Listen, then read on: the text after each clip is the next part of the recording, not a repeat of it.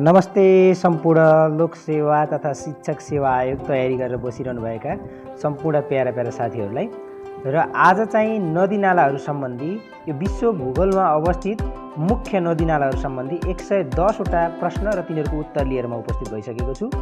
अब भने ढिलै नगरिकन हामी यी प्रश्नहरू प्रमुख प्रश्न र ती प्रश्नहरूको उत्तर चाहिँ हामी छलफल गर्नतिर लागौँ है त। नेपालको सबैभन्दा ठुलो नदी कुन हो? कोशी। नेपालको सबैभन्दा गहिरो नदी कुन हो?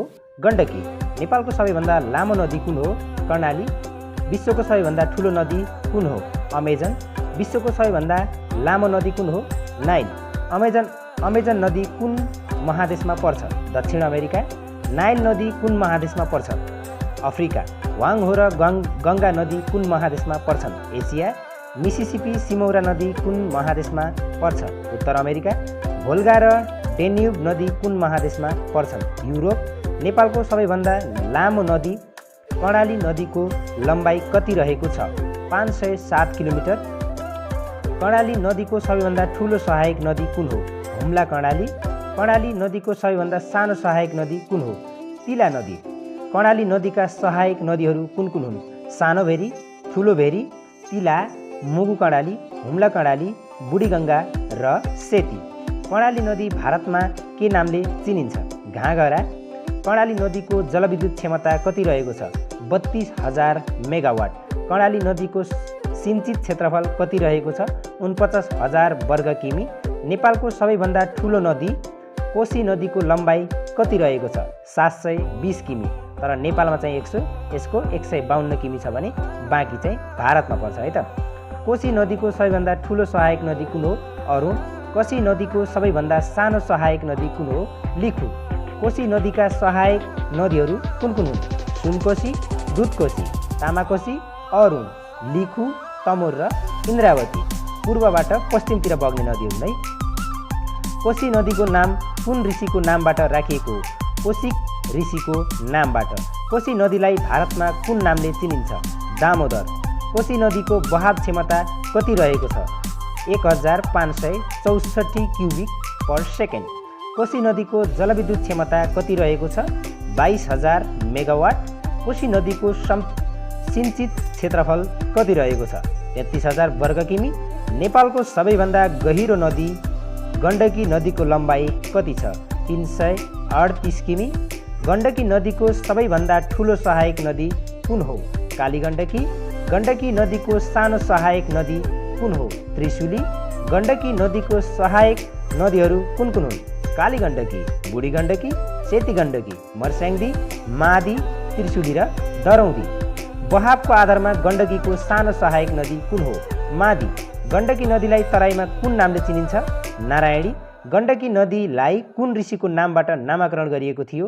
गाण्डीव ऋषिको नामबाट। गण्डकी नदीको बहाव क्षमता कति रहेको छ? 1713 क्युबिक पर सेकेन्ड। गण्डकी नदीको जलविद्युत क्षमता कति रहेको छ? 21,000 मेगावाट। गण्डकी नदीको सिंचित क्षेत्रफल कति रहेको छ? 26,000 वर्ग किमी। महाकाली नदीलाई भारतमा के नामले चिनिन्छ? शारदा। मेची नदीलाई भारतमा के नामले चिनिन्छ? महानन्द। कन्काई नदीलाई भारतमा के नामले चिनिन्छ? बिरिङ। बबई नदीलाई भारतमा के नामले चिनिन्छ? सरयू।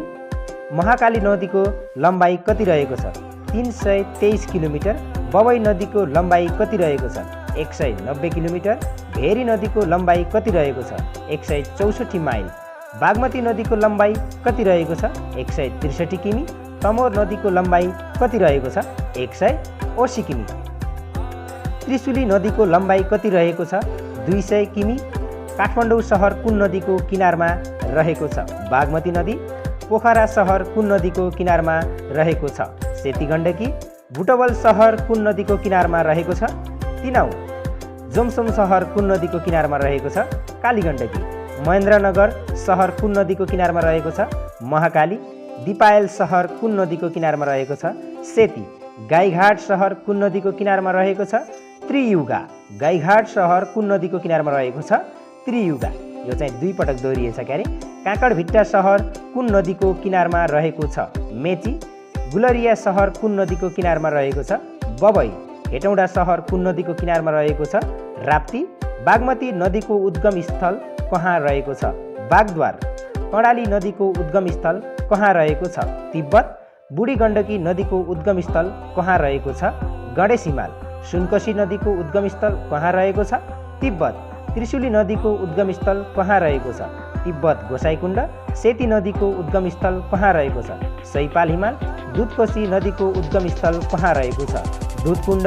इन्द्रावती नदीको उद्गम स्थल कहाँ रहेको छ? जुगल हिमाल। महाकाली नदीको उद्गम स्थल कहाँ रहेको छ? अपी हिमाल। अरुण नदीको उद्गम स्थल कहाँ रहेको छ? तिब्बत। दरौदी नदीको उद्गम स्थल कहाँ रहेको छ? बुद्ध हिमाल। तमोर नदीको उद्गम स्थल कहाँ रहेको छ? कुम्भकर्ण हिमाल। कालीगण्डकी नदीको उद्गम स्थल कहाँ रहेको छ? मुस्ताङ लेक। लिखु नदीको उद्गम स्थल कहाँ रहेको छ? रावलविङ। सेतीगण्डकी नदीको उद्गम स्थल कहाँ रहेको छ? अन्नपूर्ण हिमाल। मर्स्याङ्दी नदीको उद्गम स्थल कहाँ रहेको छ? दामोदर हिमाल। विष्णुमती नदीको उद्गम स्थल कहाँ रहेको छ? सपन तीर्थ। मेवा खोलाको उद्गम स्थल कहाँ रहेको छ? इलामको महा। कर्णाली नदीको पौराणिक नाम के हो? पञ्चेश्वरी। अरुण नदीको पौराणिक नाम के हो? महाप्रभा। सुनकोशी नदीको पौराणिक नाम के हो? शुभश्रावा। त्रिशुली नदीको पौराणिक नाम के हो? धर्मधारा हरगङ्गा। दरौदी नदीको पौराणिक नाम के हो? विश्वधारा। लिखु नदीको पौराणिक नाम के हो? हिमगङ्गा। झिमरुक नदीको पौराणिक नाम के हो? धर्मावती। मनोहरा नदीको पौराणिक नाम के हो? मणिमती। इन्द्रावती नदीको पौराणिक नाम के हो? सत्यवाहिनी। तमोर नदीको पौराणिक नाम के हो? दुःखदी।